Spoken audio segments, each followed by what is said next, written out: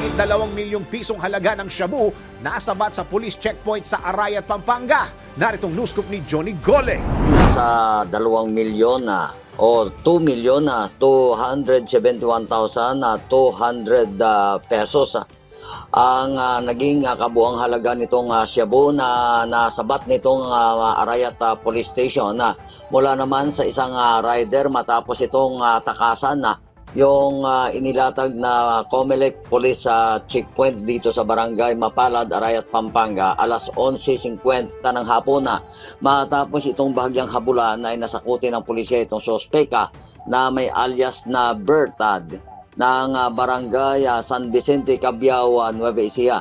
Ayon dito sa inisyal na ulat ng Arayat Police, lula nitong suspect sa kanyang single motorcycle nang parahin nga ito dito sa checkpoint kaugnay para sa verifikasyon sa implementasyon naman itong Comelec gun ban. Sa halip na tumalima, inarangkada nito yung dalang motorsiklo patungong town proper dahilan upang magkaroon ng habulan mula naman sa backup police mobile patrol hanggang sa mga corner nga ito.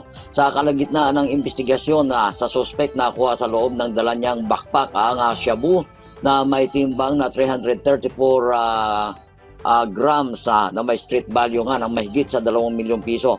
Ito ay agad na dinala dito sa impila ng Arayat Police at isinailalim sa masusing investigasyon. Samantala yung nakuhang droga ay agad na isinailalim naman sa pagsusuri dito sa PNP Region 3 Crime Laboratory at lumabas ngang high-grade shabu ito. Dahil dito sinampahan na ngayon ang kasong paglabag sa Section 11 o Possession of Illegal Drugs in Large Scale.